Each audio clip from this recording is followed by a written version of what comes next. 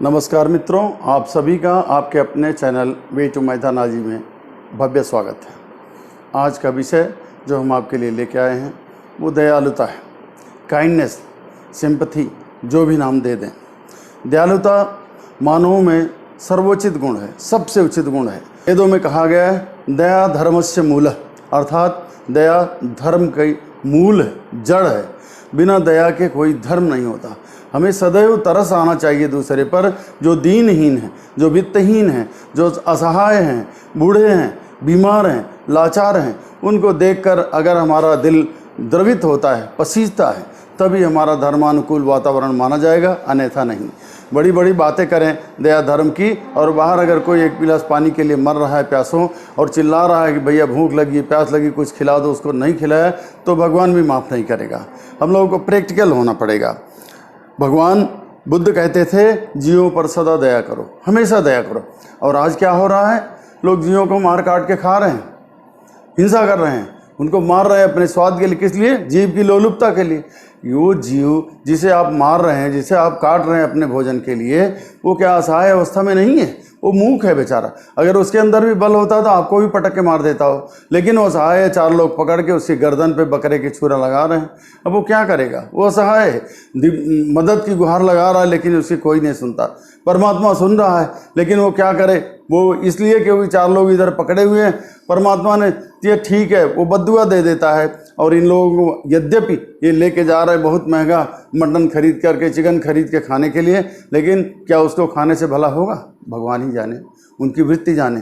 क्योंकि मरते समय वो इतना असहाय, इतना चिल्लाया, इतना रोया, इतनी निगेटिव एनर्जी क्रिएट कर लिया उसने, वो उसके मांस में, उसके शरीर में, मांसपेशियों में चला गया। अब उस मांस को, जो उस ग्रसित मांसपेशियों से, दुखी और द्रवित मांसपेशियां जिसमें भरी पड़ी हैं, उसको कोई खाएगा तो उसका क्या रिजल्ट होगा? स्वास्थ्य लाभ होगा या स्वास्थ्य हानि होगी? ये सोचने का विषय है। दयालुता एक ऐसा गुण है जो सभी जीवों के प्रति हमें अपनत्व दिखाता है कि यदि हमें चोट लगती है, दर्द होता है, किसी जीव को अगर हम ऐसा करेंगे तो उसे दर्द होगा। आज के व्यस्त जीवन में सभी लोग अपनी ज़रूरतें पूरी करने में इतने व्यस्त हैं कि किसी को भी यह नेक काम करने का अवसर ही नहीं मिलता है। सब सोचते भैया कहाँ टाइम है सब करने का। ऐसे वातावरण में, ऐसे परिवेश में, इस कलिकाल के महान इस अनन्य चरण में, जहाँ पर कि पापाचार, अनाचार, कदाचार का बोलबाला है, ऐसे में किसी के पास टाइम ही नहीं। जिसके पास टाइम है वो करता ही नहीं, इग्नोर कर देता है। जैसे कोई भूखा प्यासा भिखारी आ जाता है दरवाजे पे। कोरोना काल चल रहा है, संकट की घड़ी है, कितनों का अपना जॉब छूट गया है, कितनों के धंधे छूट गए हैं, कितनों के धंधे छूट गए हैं, और उनके पास पैसा नहीं है, उनके पास खाने के लिए नहीं। बेचारे कहाँ जाएंगे? जिनका घर द्वार कार बंगला देख रहे हैं, उन्हीं के घर के पास तो जाएंगे। उनको देखते ही कोई झिड़क देता है, चलो चलो यहाँ मत दिखाई दो। ये क्या मानवोचित गुण है? कदापि नहीं। दया वो चीज़ है जिसे जो अंधा भी है वो भी देख लेता है, और बहरा जो है वो भी सुन लेता है। इसलिए दयालुता करने से दया करने वाले का रोम रोम पुलकित हो जाता है, वो भगवतमय हो जाता है। भगवान क्या है? सभी जीवों पे दया करते हैं, सभी पे दया करते हैं। और हम, भगवान अगर राजा है तो हम राजकुमार हैं, हमारे अंदर भी उसी का अंश है। तो वही देवत्व, वही भगवान वाले गुण हमारे अंदर भी तो आने चाहिए। हमारा दिल भी पसीजना चाहिए। अगर कोई कष्ट में, पीड़ा में, पतन में परेशान है तो हमें भी कुछ जो हमारी औकात हो, कभी समय से, कभी अच्छी सलाह दे करके, कभी वित्त से पोषित करके, कभी भोजन दे करके, कभी कुछ दे करके, कभी कुछ दे करके, जितना हो सके उस परमात्मा के द्वारा प्रदत्त उस आत्मा का हमें उसकी सेवा करनी चाहिए, उसकी मदद करनी चाहिए। दयालुता की शुरुआत घर से ही होती है।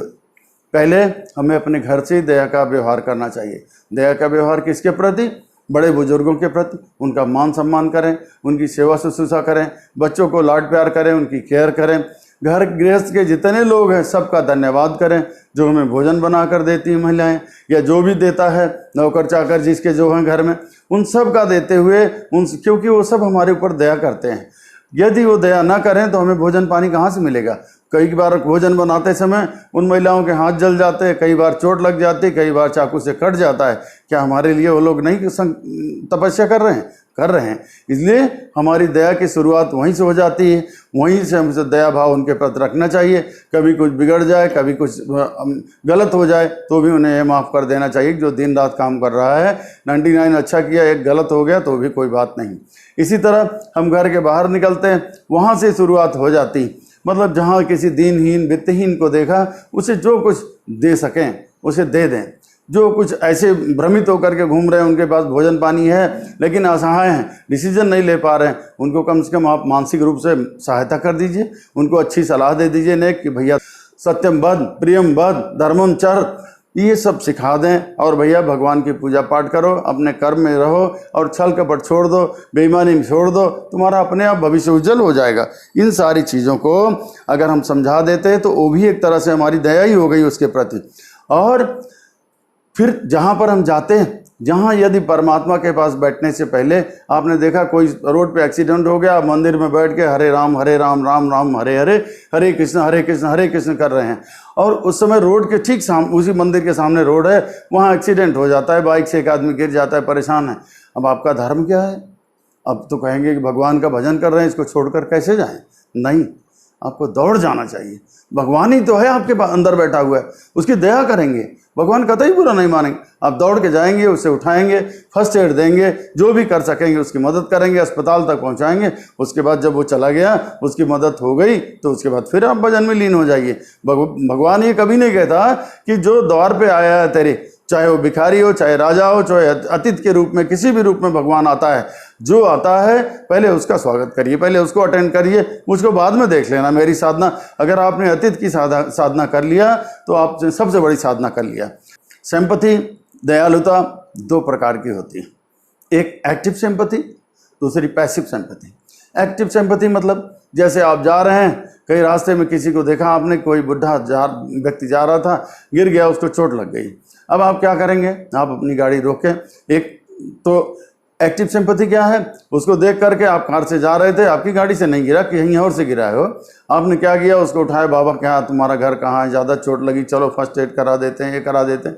आपने गाड़ी में बैठाया, उसको फर्स्ट एड कराया, पानी पिलाया, उसके घर तक ले जाके छोड़ दिया। This is called active sympathy. आपने वास्तव में जैसा दया करनी चाहिए थी, दया कर दिया। और दूसरी क्या होती? Passive sympathy. आपने किया कुछ नहीं, जैसे आप कार लेकर के देखा, वहाँ उतर गए और ऐसे सोच के जा रहे, अरे यार बुढ़ा गिर गया, उसको कौन कहाँ ले जाएगा, कौन क्या क्या करेगा।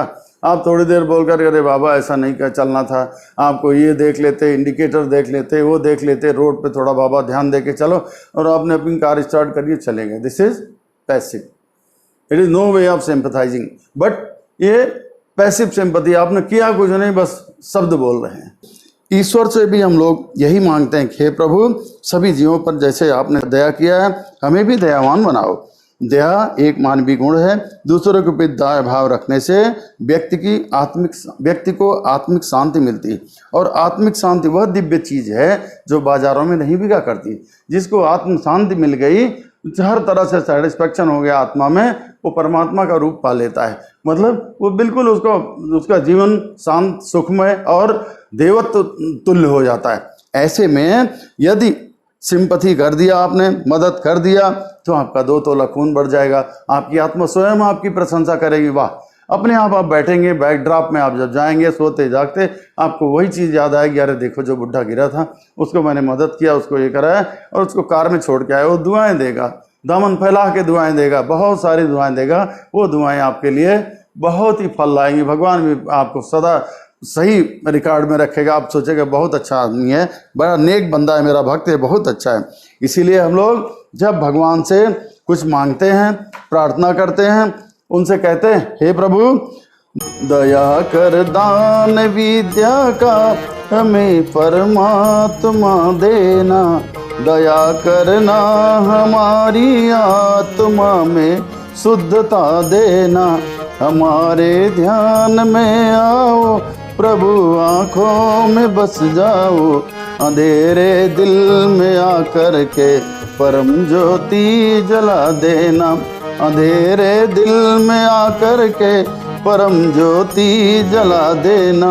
हे प्रभु, हमारे अंदर दयालुता का दिव्यता का दीप जला दीजिए, अज्ञान के अंधकार से हमको हटाइए, मानवोचित गुण करें, परोपकार करें, सदा दूसरे का कल्याण देखें।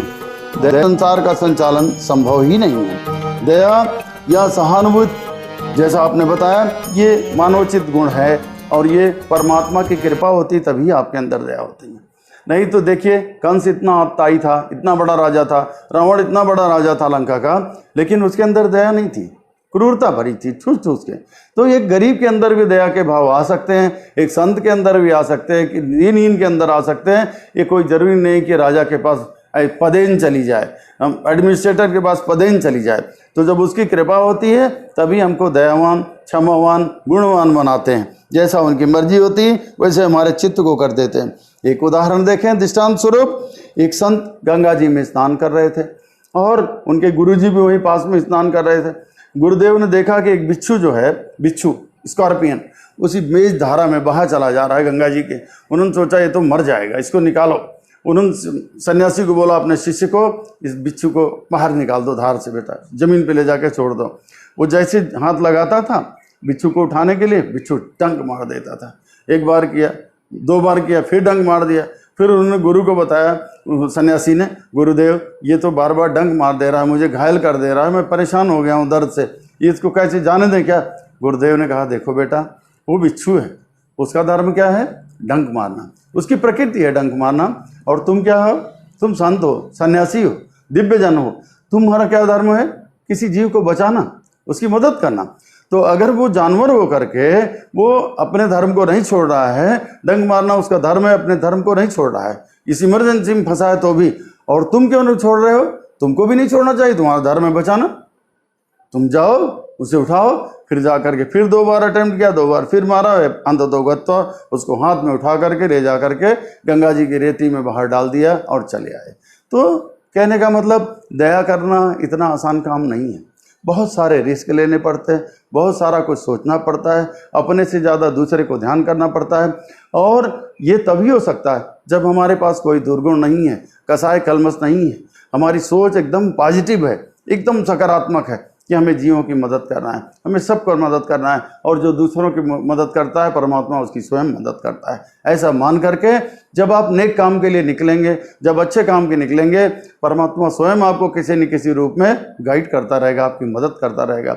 आप गिरेंगे, आपको चोट नहीं लगेगी, पता लगा आपने 2 हाथ से लोगों की मदद किया, और जब आपकी इमरजेंसी आएगी, आपको कभी मजबूरी होगी, तो आप देखो सैकड़ों हाथ आपके पीछे लगे अदृश्य रूप में, आपको पता ही नहीं चलेगा कि आपकी कैसी इतनी बड़ी emergency, how it was invented out. इसलिए सदैव दोनों हाथ से परोपकार कीजिए, दोनों हाथ से दान कीजिए, और सबसे बड़ी चीज क्षमा दान कीजिए सबको, और दया सदैव सब जीव पर, जो आपसे छोटे हैं, जो आपसे बड़े हैं, सबको दया भाव से आप दिखें। मनुष्य का दायित्व है परोपकार के लिए, दूसरे की मदद के लिए अपना जीवन निर्वाह करे, और सब जीवों पर दया करे, सबको यथार्थ भाव आत्मस्वरूप देखे। जैसे हमें कष्ट होता है, हमें भूख प्यास लगती है, हमें सबको चाहिए, वैसे सभी जीवों को चाहिए, सभी जीवों का सम्मान करें। मनुष्य है वही कि जो मरे मनुष्य के लिए, यही पशु प्रवृत्ति है कि आप ही चरे। ये पशुवत होगा, केवल हम अपने के लिए सोचें, अपने बाल बच्चों के लिए, अपने परिवार के लिए, दीनहीन वित्तहीन को न सोचें। हर दरिद्र नारायण की हमें मदद करनी चाहिए, जो भी आ जाए जितना कुछ हो सके हमें देना चाहिए, दान धर्म करते रहना चाहिए। हमें धर्म का राज्य तभी कायम होगा जब हम एक दूसरे पर दयालुता करेंगे, हर तरह से दयालुता दिखाएंगे और सबकी मदद करेंगे। तब जब हम दूसरे की मदद करेंगे, लोग हमसे खुश होंगे, तो हमारा परमात्मा जो ऊपर बैठा है वो हमसे भी खुश होगा, तभी हमारा जीवन सफल होगा। यही पशु प्रवृत्ति है कि अगर हम अपना ही करेंगे, 7 पीढ़ी तक इंतजाम कर लिया, 8वीं पीढ़ी का इंतजाम कर रहे हैं, और दरवाजे के हमारे सामने आकर के कोई भिखारी, कोई भिक्षुक, कोई याचक आकर के मांग के मर जाता है कि भैया रोटी दे दो, 3 दिन से खाया नहीं हो, तो जीवन व्यर्थ है। आप 7वीं 8वीं पीढ़ी तक चाहे जो जुटाएं, लेकिन आप मानवोचित गुण नहीं रखते हैं और आपका कभी भला नहीं हो सकता। इसलिए अगर अपना भला चाहते हैं, अपना कल्याण चाहते हैं, आत्मिक शांति चाहते हैं, तो लोगों की मदद करें, लोगों पर दया करें। जो जितने भी जिस रूप में हैं, जितनी कर सकते हैं सबकी दया करें। मानवोचित गुणों में सर्वश्रेष्ठ यही गुण है। अंत में मैं कहूँगा, हरे राम राम राम हरे हरे, हरे कृष्णा कृष्णा कृष्णा हरे। ओम शांति शांति शांति। सर्वारिष्टेषु शान्तिर्भवतु।